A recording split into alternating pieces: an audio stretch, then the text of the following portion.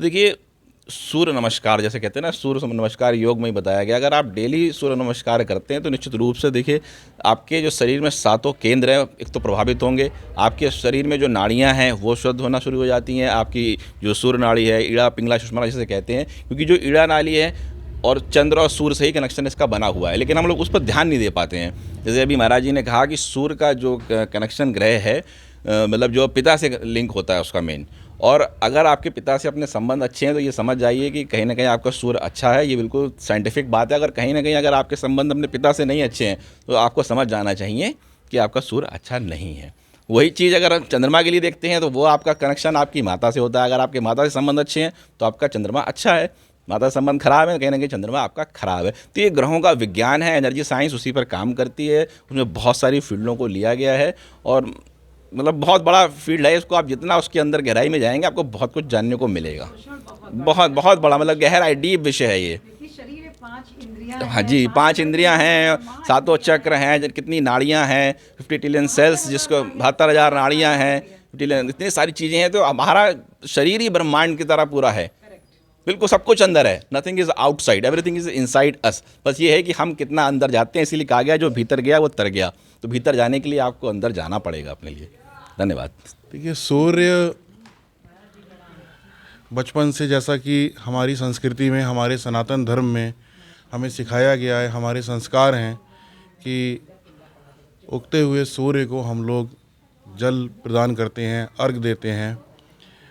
इसी के नाते हमने सीखा कि जब उगते हुए सूरज को हमें जल देना है तो सूर्य उदय से पहले हमें उठना भी है सो के। तो सूर्य का सबसे पहले हमारे जीवन पे यही प्रभाव है कि हम लोग सूर्योदय से पहले उठें, स्नान करें, ध्यान करें, पूजन करें, उगते हुए सूरज को जल दें और अपनी दिनचर्या को हम बहुत ही जल्दी शुरू कर दें और पूरे दिन कार्य करें। तो ये सनातन संस्कृति हमें सिखाती है कि हमें अति ब्रह्म मुहूर्त में उठना चाहिए और पूरे दिन कार्यरत रहना चाहिए, जिससे आपका दिन सफल हो, सजीव हो। यही हमने सूर्य से सीखा है कि सूर्य एक है, सर्वोच्च पे विराजमान है। हम अगर धरती से देखेंगे तो सूर्य नेतृत्व का प्रतीक है। तो सूरज हमेशा दमकता रहता है, सबको प्रकाशित करता है। तो सूर्य से भी हम यही सीखते हैं कि हम सूर्य की किरणों से ऊर्जा लेकर हमेशा दूसरों को जो दे सकते हैं देने की कोशिश करें।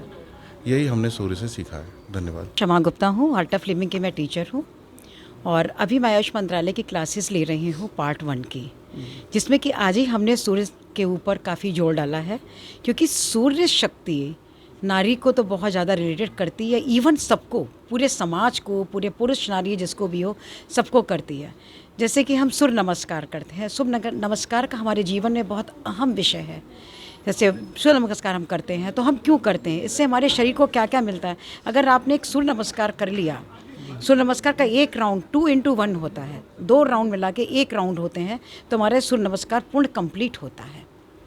सूर्य नमस्कार करने के बाद आप पूरे स्वस्थ और निरोग रहते हैं।